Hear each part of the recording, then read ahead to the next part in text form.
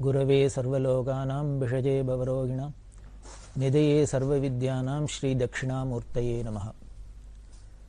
காஞ்சி மகாபெரிவாளோட திவ்ய சரித்திரத்தில் விஜய யாத்திரையில் பெரியவா 1940ஆம் வருஷம் முத்ராதிகாரிகள் சங்கம் அப்படின்னு நிறுவினா. அதை பார்த்தோம். அதோட நோக்கங்கள் என்ன, என்ன பர்பஸ்க்கு அப்படிங்கிறதெல்லாம் பார்த்தோம். அதாவது மடம்ங்கிறது மக்களோட ஒரு தொடர்பு இருக்கணும், மக்களோட சமூக பணியிலையும் சமுதாய பணியிலையும் அதை ஈடுபடுத்தணும் அப்படிங்கிற ஒரு நோக்கத்தோட ஆன்மீகம் மட்டும் இல்லாத இந்த சமுதாயத்துக்கும் அதுக்கு உண்டான லௌகீகமான தேவைகள்லாம் சிலது செய்யணும் அப்படிங்கிறதுக்காக இந்த முத்ராதிகாரிகள் சங்கத்தெல்லாம் பிரிவா தீர்மானம் பண்ணி நியமனம் பண்ணி அது எப்படி எல்லாம் நன்னா ஃபங்க்ஷன் பண்ணணும் அப்படிங்கிறதுக்காக பல சட்ட திட்டங்கள்லாம் அதுக்கு வகுத்து ரொம்ப எஃபெக்டிவா ரொம்ப பிரமாதமா அதை ஏற்பாடு பண்ணினா. அதுக்கப்புறம் 1941ஆம் வருஷம் ஜூன் மாதம் 4ஆம் தேதி தஞ்சாவூர்ல பங்காரு காமாட்சி கும்பாபிஷேகம் அதுக்காக வந்தா பெரியவா.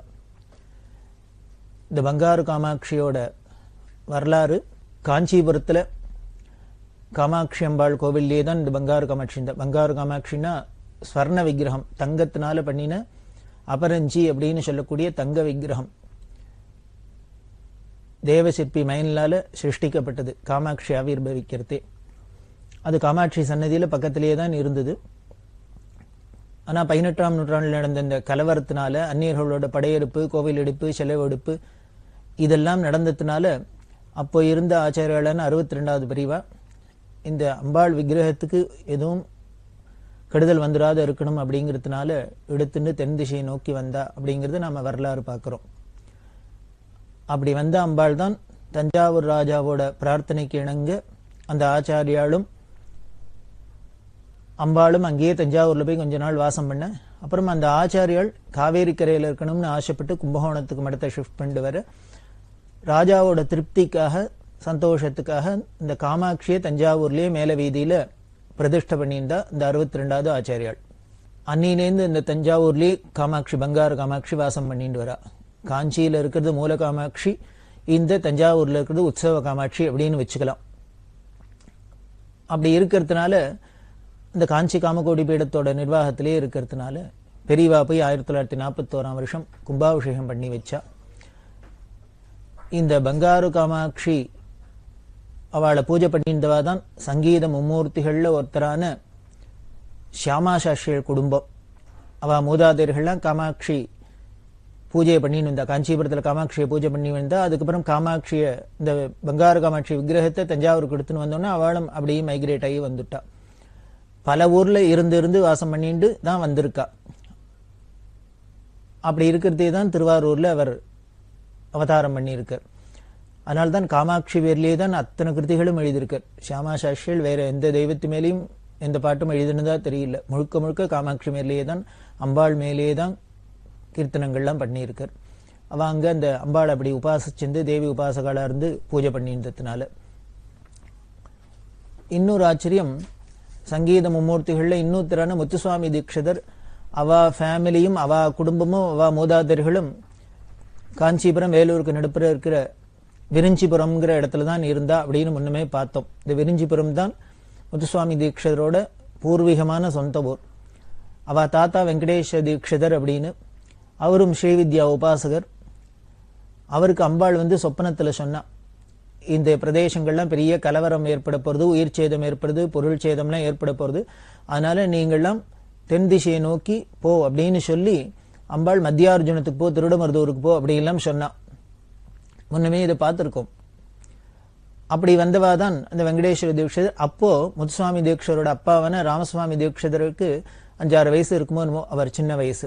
அப்படிதான் திருடமருதூர்ல அப்புறம் அந்த வெங்கடேஸ்வர தீட்சிதர் அங்க காலமாயி அதுக்கப்புறம் அப்பா திருவாரூர் பக்கம்லாம் போய் அங்கதான் தீட்சிதர் அவதாரம் பண்ணினார் அப்படின்னு அவரோட சரித்திரமும் சொல்லுது. அதுல இன்னொரு ஸ்பெஷல் விசேஷம் என்ன அப்படின்னா, இந்த வெங்கடேஷ தீட்சிதரோட காலமும் இந்த காஞ்சி காமகோடி பீடத்தோட 62வது 61வது பீடாதிபதிகள் காலமும் ஒன்னா சமமான காலம். அதாவது இந்த காஞ்சிபுரத்திலேருந்து இந்த ஆச்சாரிய பீடம் சங்கர பீடம் கும்பகோணத்துக்கு தஞ்சாவூருக்கு கும்பகோணத்துக்கு ஷிஃப்ட் ஆனது வரலாறு ரீதியா நமக்கு நிரூபணமாறுது. இது சத்தியம் அப்படிங்கிறதுக்கு இந்த முத்துசுவாமி தீட்சிதரோட அவாச்சரித்திரத்திலேருந்து நமக்கு ட்ரேஸ் கிடைக்கிறது. அப்படி வந்ததுலேருந்து 200 வருஷம் 300 வருஷமா இந்த காமாட்சி பங்காரு காமாட்சி தஞ்சாவூர்லயே இருந்திருக்கா. அந்த கும்பாபிஷேகத்தை தான் வெகு விமரிசையா பெரியவா நடத்தி வச்சா. இந்த பெரியவாளோட அந்த ஞானம், மேதாவிலாசம், ஒரு விஷயத்தை எடுத்தா எப்படி ஹேண்டில் பண்ணணும், அதை எப்படி அப்ரோச் பண்ணணும், அதோட சாதக பாதகங்கள் என்ன, அதெல்லாம் ரொம்ப ஸ்பெஷலா இருக்கும். பெரியவாள்கிட்ட நாம பார்த்து தெரிஞ்சுக்க வேண்டியது, பெரியவாளை ஏதோ ஈஸ்வரன் மகான் அப்படின்லாம் நம்ம கொண்டாடுறது ஒரு பக்கம் இருந்தா கூட, சாதாரண ஒரு மனுஷ వ్యక్తిயா இருந்தா ஒரு சூப்பர் இன்டெலிஜென்ட்டா ஒவ்வொரு விஷயங்களையும் எப்படி அப்ரோச் பண்ணணும், மனுஷாலோட எப்படி பழகணும், எந்தெந்த காரியத்தை எப்படி இல்லாம நிர்வாகம் பண்ணணும் அப்படிங்கிறதெல்லாம் படுசமர்த்தர். அதெல்லாம் கத்துக்கணும். இந்த பங்காரு காமாட்சின்னு ஞாபகம் வருது. பெரியவா பிற்காலத்துல திருச்சியில யாத்திரை பண்ணிட்டு இருக்கிறது. திருச்சியில ஒரு பெரிய பக்தர், நல்ல தனவந்தர். அவருக்கு என்ன அப்படின்னா, காஞ்சிபுரத்துல காமாட்சி கோவில்ல பங்காரு காமாட்சி சன்னதி இருக்கு. இந்த காமாட்சி இருந்த சன்னதி இருக்கு. இப்படி 18ஆம் நூற்றாண்டுல இந்த அம்பாள் விக்கிரகத்தை தூக்கிண்டு தஞ்சாவூர்ல வச்சுட்டதுனால அந்த சந்நிதி வெறும் சந்நிதியா இருந்தது. பெரிய சன்னதி, ஆனா உள்ளுக்குள்ள விக்கிரகம் இல்லாத, சுவாமி இல்லாத, பிரதிஷ்டை இல்லாத வெறுமன இருந்தது. அது ரொம்ப குறையா இருந்தது.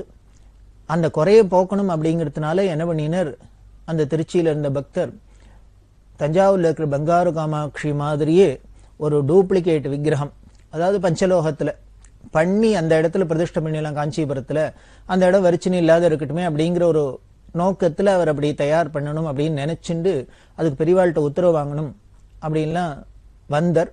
அப்படி வரத்தே என்ன பண்ணினார், அதுக்கு மாடலுக்கு ஒரு வேக்ஸ்ல பண்ணிட்டு வந்தார். காமாட்சி விக்கிரகம் பங்காரு காமாட்சி மாதிரியே வேக்ஸ்ல விக்கிரகம் பண்ணி வந்து அதை பெரியவா அப்ரூவ் பண்ணிட்டாக்க அதே மாதிரி பஞ்சலோகத்துல பண்ணி பெரியவாளை வச்சு காஞ்சிபுரத்துல அங்கேயும் பிரதிஷ்டை பண்ணிடலாம், அந்த கர்ப்ப கிரகமும் நிறைஞ்சு இருக்கட்டும் அப்படின்னு வந்து பெரியவாள்கிட்ட சொன்னா, பெரியவா கூடாது அப்படின்ட்டா.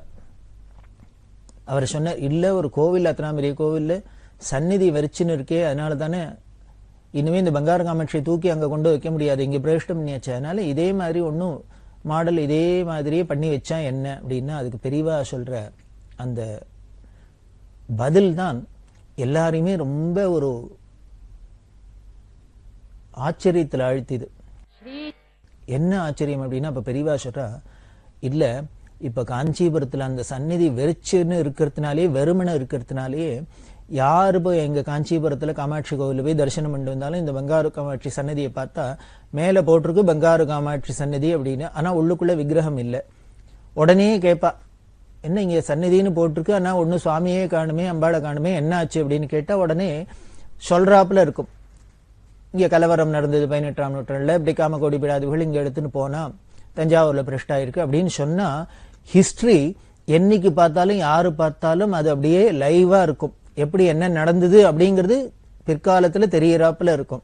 அப்படி இல்லாத இங்க ஒரு விக்கிரகத்தை அதே மாதிரி பிரதிஷ்டை பண்ணிட்டோம்னா பிற்காலத்துல காலப்போக்குல இதுவே ஒரு சந்தேகத்துக்கு இடம் கொடுக்கலாம், சண்டைக்கெல்லாம் இடம் கொடுக்கலாம்.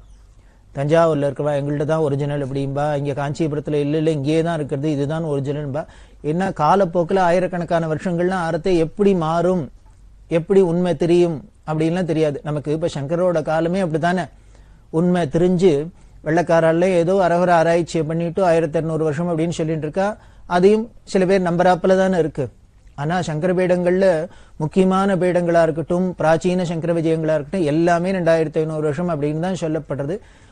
மேல மகாபெரிவா மாதிரி மகான்கள் எல்லாமே அதை 2000-2500 வருஷம் அப்படின்னு கன்ஃபார்ம் பண்ற அப்படின்னா, இதுக்கு மேல நமக்கு அத்தாரிட்டி வேண்டாம். இருந்தா கூட நமக்கு சில பேரால இதெல்லாம் ஒத்துக்க முடியல, அதுக்கு அபிப்பிராய பேதத்துக்கெல்லாம் இடம் கொடுக்கறது, இது மாதிரிலாம் ஆயிடக்கூடாது அப்படிங்கிறதுக்காக தான் இந்த வரலாறுல பெரியவாள்கிட்ட ஒரு முக்கியமான கொள்கை என்னன்னா, வரலாற்றுல ஒரு தப்பு நடந்ததுன்னா, ஒரு கலையபரம் நடந்ததுன்னா, ஒரு ஏதாவது நிகழ்ச்சி நடந்ததுன்னா அது அப்புறம் திருப்பி போய் அதை சரி பண்ணக்கூடாது, அப்படியே வச்சிருக்கணும். இப்பவே எந்த கோவில இடிச்சா அப்படின்னா அந்நியர்கள் படையெடுப்புல கோவில்லாம் இடிச்சா அப்படின்னா அந்த இடிச்ச கோவில் இடிச்சபடியே இருந்ததுன்னா அவ என்ன பண்ணினா அந்த அக்கிரமம் எப்படி அப்படிங்கறது ஜனங்களுக்கு பார்த்தோன்னே அதுல ஒரு இம்பாக்ட் இருக்கும், அதோட உண்மை தெரியும். அதை இல்லாத நம்ம போய் ரெனோவேட் பண்ணிட்டோம்னா, சரி பண்ணிட்டோம்னா, அப்புறம் பிற்காலத்துல காலப்போக்குல இதை இடிச்சா அவ கிட்டினா என்ன சொன்னாலும் எடுபடாது.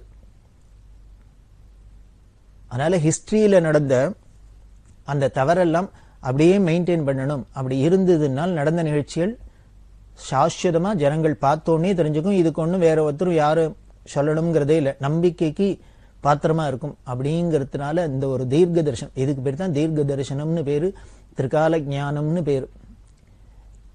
நமக்கா இருந்தா ஒரு உணர்ச்சி பூர்வமா என்ன நினைச்சுடுறோம், ஓ காமாட்சி கோவில் இப்படி சன்னதி இருக்கு, அம்பாள் இல்லாத விக்கிரம் இல்லாத இருக்கே, ஏதானு இன்னொன்னு பண்ணி வச்சுட்டா தேவையில்லை, அது சரியா போயிடுமாக்கும் அப்படின்னு நினைச்சுட்டு இருக்கும். ஆனா பெரியவா எப்படி திங்க் பண்றா பாருங்க. இதுதான் நம்மள மாதிரி சாதாரண மனுஷாளுக்கு உள்ள பாவத்துக்கும் உள்ள நினைப்புக்கும் பெரிய திரிகால ஞானியான மகானான பெரியவாளுக்கும் உள்ள நினைப்புக்கும். அதனால அதெல்லாம் பெரியவா ரொம்ப ஜாகிரதையா இருப்பா. அப்படிதான் இந்த பங்காரு காமாட்சி இங்க திருப்பி விக்கிரம் பிரதிஷ்டை பண்ணப்படாதுன்ட்டா. அப்புறம் அவர் சொன்னதும் அந்த பிரார்த்தனை பண்ணினவர் பக்தரோட தாபமும் சரியாதான் இருக்கு. கோவில் எத்தனாம் பெரிய கோவில்ல சந்நிதி வெறுமனை இருந்தாக்க நன்னா இல்லையே அப்படிங்கிறதுனால என்ன பண்ணினான்னா, இதுக்கும் ஒரு சமாதானம் பண்றாப்புல அங்க அம்பாளோட பாதுகையை பிரதிஷ்டை பண்ணிட்டு, அம்பாளோட பாதுகை அதாவது பஞ்சலோகத்துல பாதுகை பண்ணி அதுதான் அம்பாள் பாதுகைன்னு அவாகனம் பண்ணி பாவத்துல அந்த இடத்துலயே அந்த கர்ப்பகிரகத்துல பிரதிஷ்டை பண்ணிட்டு, முன்னால கல்வெட்டுல இந்த சரித்திரம் முழுக்களும் எழுதுறாப்புல இப்படி எல்லாம் நடந்தது. அம்பாள் இங்கேருந்து தஞ்சாவூருக்கு போயிட்டா, அதனால அந்த இடத்துல அம்பாளோட பிரதிநிதியை அம்பாளோட பாதுகையை பிரதிஷ்டை பண்ணிருக்கு அப்படின்னு இந்த சரித்திரத்தையும் எழுதி கல்வெட்டுல போட்டு கும்பாபிஷேகம் பண்ணிட்டோம்னா, இப்போ யாரு பார்த்தாலும் உண்மைங்கிறது தானே தெரியும், வரலாறு தானே தெரியும் அப்படிங்கிறதுனால பண்ணினா. இது பாருங்க என்ன ஒரு ஆச்சரியமான விஷயம். ஒரு விஷயத்த எப்படி பொறுமையா வாங்கிண்டு அதை எப்படி எல்லாம் பண்ணினா அது சரியா வரும், காலங்காலத்துக்கும் அது சத்தியமா இருக்கும் அப்படின்னு. அதுதான் சத்தியசந்தன் அப்படிங்கிறதுக்கு சாட்சி போல இருக்கு. அவ எப்போ எந்த காரியம் பண்ணினாலும் திரிகாலத்திலையும் சத்தியமா இருக்கிறாப்புல, அது எப்பொழுதும் எல்லாருக்கும் புரியிறாப்புல எளிமையா இருக்கிறாப்புலாம் பண்ணக்கூடிய ஒரு சாமர்த்தியம் பெரியவாள்கிட்ட ரொம்பவே உண்டு. அப்படிதான் இந்த பங்காரு காமாட்சி கோவில்லையும் பெரியவா சொல்லி அந்த அம்பாள் விக்கிரகத்தை காஞ்சிபுரத்தில் பிரதிஷ்டை பண்ணப்படாது, பாதுகையை தான் பிரதிஷ்டை பண்ணும் அப்படின்னு சொல்லி அதை பண்ணினா, அதே மாதிரி 41ஆம் வருஷம் பங்காரு காமாட்சி கும்பாபிஷேகம். இந்த பங்காரு காமாட்சி கும்பாபிஷேகம்னு உடனே அந்த நிகழ்ச்சி ஞாபகம் வந்தது. அப்படி பெரியவா யாத்திரை பண்ணிட்டு இருக்கிறது வேர்ல்டு வார் நடந்தது, உலக மகா யுத்தம் அப்படின்னு வரலாறுல எல்லாருக்கும் தெரியும். அப்படி பெரிய சண்டை கோரமான வார் நடந்தது உலகம் முழுக்கலும். அதுல பல உயிர் சேதம் பொருட்சேதம் என்னெல்லாமோ பல உயிர் சேதம் பொருட்சேதம் என்னெல்லாமோ பலதெல்லாம் நடந்தது. இது பல பேருக்கு மனசுக்கு ரொம்ப தாபமாகவும் இருந்தது, கஷ்டமா எல்லாம் இருந்தது. அதனால பெரியவா என்ன பண்ணா, இந்த உலக மகா யுத்தத்துல நடந்த ஜனங்களுக்கு நேர்ந்த அந்த பலவிதமான கஷ்டங்கள்லாம் போகணும், இது மாதிரி திருப்பி இனிமே நடக்கப்படாது, எல்லாருக்கும் அதுல காலமான வாழ்நாள் பழலி அவளோட ஆத்மா எல்லாம் சாந்தி அடையணும், இன்னும் மற்றவாளுக்கெல்லாம் பழையபடி வாழ்க்கை சகஜ நிலைக்கு திரும்பணும், இதெல்லாம் உத்தேசிச்சு இந்த ஜனங்களோட கஷ்டங்கள் அத்தனையும் தீர்றதுக்கு ஒரு பெரிய பரிகாரமா சாஸ்திரங்கள்ல சொல்லப்பட்டது ருத்ர ஜபம். ஸ்ரீருத்ரம் அப்படின்னு சொல்றோம், நமகம் அப்படின்னு அதுக்கு சொல்லப்படுறது. 4 வேதங்கள்ல யஜுர்வேதத்துல கிருஷ்ண யஜுர்வேதத்துல வர்றது இந்த ஸ்ரீருத்ரம்னு. அது பரமேஸ்வரனோட பிரபாவத்தை வெளிப்படுத்துறது, சர்வமும் அவர்தான் அப்படின்னு இந்த பரம அத்வைதத்தை சொல்லக்கூடியதா இருக்கு அந்த ஸ்ரீருத்ரம். அதுலதான் ரொம்ப மிக உயர்ந்த மந்திரமான பஞ்சாட்சரம் அப்படிங்கிற நமசிவாய அப்படிங்கிற பஞ்சாட்சரம் அந்த ஸ்ரீருத்ரத்துல வருது. அதனால வேதத்திலேயே ஒரு மந்திரம் உபதேசிக்கப்படுறதுன்னா அது பஞ்சாட்சரம் அப்படின்னு தான் சொல்லலாம். இது ஸ்ரீருத்ரத்துல வருது. இந்த பஞ்சாட்சரத்தை உள்ள அடக்கின்னு இந்த ஸ்ரீருத்ரம் இருக்கு, அந்த ஸ்ரீருத்ரத்தை உள்ள அடக்கின்றே யஜுர்வேதம் இருக்கு.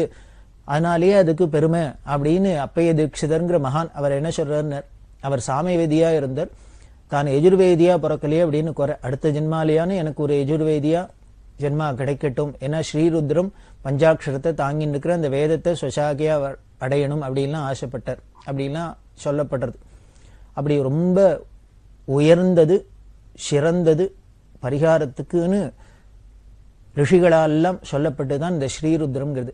அந்த ஸ்ரீருத்ரத்தை ஜபம் பண்ணினா இந்த ஜனங்களுக்குள்ள ஏற்பட்ட கஷ்டங்கள்லாம் போகும், சாந்தி ஏற்படும், சுபேட்சம் ஏற்படும் அப்படின்லாம் சாஸ்திரங்கள் சொல்றதுனால, ரிஷிகள் சொல்றதுனால அந்த ருத்ர ஜபம் பண்ணணும் அப்படின்னு பெரியவா எல்லாருக்கும் உத்தரவு போட்டா, எல்லாருக்கும் உபதேசம் பண்ணினா ருத்ர ஜபம் பண்ணுங்கோ. அதே மாதிரி விஷ்ணு சஹஸ்ரநாம பாராயணம். நமக்கு ரெண்டு கண்ணு மாதிரி சிவன் விஷ்ணு அப்படிங்கிறது நமது மதத்துல பார்த்தீங்கன்னா சைவமும் வைஷ்ணவம் ரெண்டு கண்ணு மாதிரி. அதுல சண்டை சச்சரவெல்லாம் இல்லாத எல்லாத்தையும் ஒரே பரம்பொருள் தான் இப்படி வெவ்வேறு காரியங்களுக்காக வெவ்வேறு நாமரூபங்கள்ல வருதுங்கிறது நாம் அந்த தத்துவத்தை புரிஞ்சுண்டு வேத புத்தி இல்லாத நாம பக்தி பண்ணணும் அப்படிங்கிறதான மகான்களோட உத்தேசம், நமது மதத்தோட உத்தேசம். அதனால பெரியவா என்ன பண்ணினா விஷ்ணு சஹஸ்ரநாமத்தையும் பாராயணம் பண்ண சொன்னா. அதுவும் பெரிய புராணத்தில் வருதான், வியாசாச்சாரியால் வாக்கால வந்திருக்கு, பீஷ்மாச்சாரியால் எல்லாருக்கும் உபதேசம் பண்ணினது. அந்த விஷ்ணு சஹஸ்ரநாமத்தை பாராயணம் பண்ணணும், ஸ்ரீருத்ரத்தை பாராயணம் பண்ணணும் அப்படின்லாம் சொல்லி பெரியவா உத்தரவு பண்ணி எல்லாருக்கும் ஜனங்களுக்கு க்ஷேமம் ஏற்பட்டும், இனிமே திருப்பி இது மாதிரி சண்டை சச்சரவு உட்பாதங்கள்லாம் ஏற்படாத இருக்கட்டும் அப்படின்னு சொன்னான். அதுக்கப்புறம் இதை விட இன்னும் கொஞ்சம் பெருசா பண்ணணும் அப்படின்ட்டு வெங்கடகிரி மகாராஜா அப்படிங்கிற ராஜா என்ன பண்ணினார், பெரியவா பக்தான்னு சொன்னோம், பெரியவா அந்த பக்கம்லாம் பேர்கிட்டே அவள்லாம் உபச்சாரம் பண்ணியிருக்கா. இந்த வெங்கடகிரி மகாராஜா வந்து பெரியவாள்கிட்ட சொன்னார், அவாவா ருத்ர ஜபம் பண்றா இருந்தா கூட இந்த விசேஷமா அதிருத்ரம்ங்கிற யாகமா இதை பண்ணினாக்க இன்னும் உலகத்துக்கு சாந்தி ஏற்படும், அமைதி ஏற்படும்.